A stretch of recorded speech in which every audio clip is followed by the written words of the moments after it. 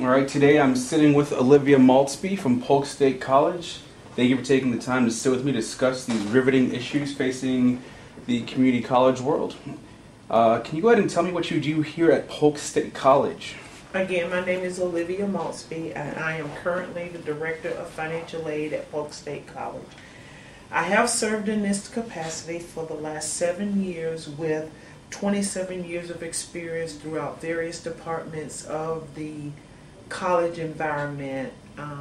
I've served in every capacity of our financial aid office as it is currently structured. I was once a financial aid advisor, then I was a financial aid specialist slash supervisor, and now I'm the director.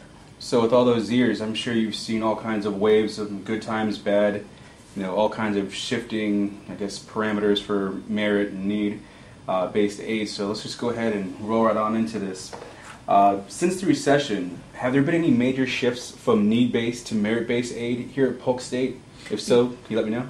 Yes. I can remember that about 07, 08, merit-based was higher than what it currently is. Need-based was lower.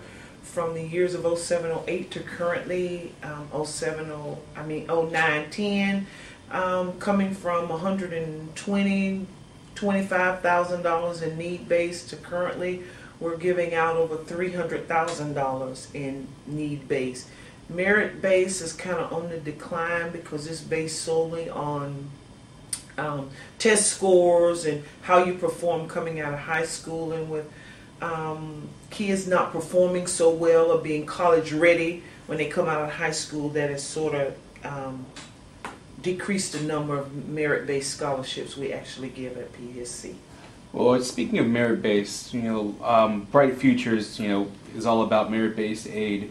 With Bright Futures actually lowering their allocations for merit-based aid, how has that directly impacted Polk State College? It has almost doubled the number of Bright Futures students we had once received. In 07, 08, we was running around 600-700 students on Bright Futures with all three categories combined.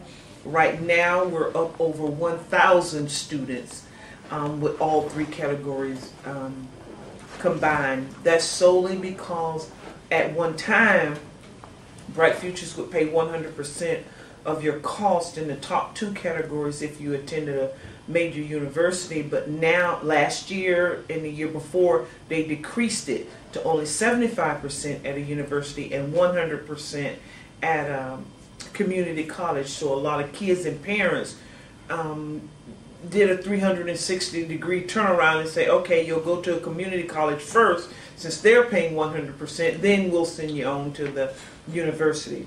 Well, if they went 360 degrees, that means they'd still be going to... I'm just kidding.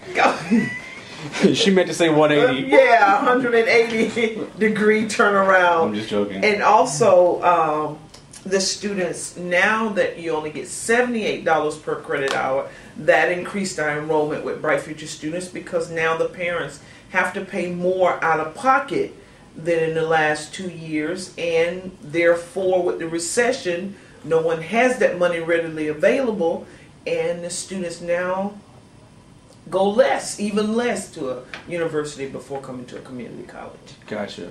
Since the Obama administration decided to better fund Pell Grants, within the past year, how has that affected enrollment here at Polk State? Whew. Enrollment now at Polk State College has doubled in the last 3 to 4 years. Our Pell Grant recipients have increased over 50%, which means they've doubled in the last 3 or 4 years. It's kind of equal. When enrollment goes up, the number of Pell Grant recipients go up. Even though Pell Grant funding has increased, it's still allowed for more students to meet eligibility to receive Pell Grants. That's crazy. I guess I heard recently that currently almost half of the college is receiving Pell Grants. Mm-hmm. So that's almost unheard of, especially at schools like Rollins. So while additional monies, have been allocated to Pell Grant to increase need-based access, how have allocations for merit-based scholarships Like, what's happened with them? Have they gone up? Have they gone down? Pell Grants is based solely, it's an income-based, which is a need-based financial funding.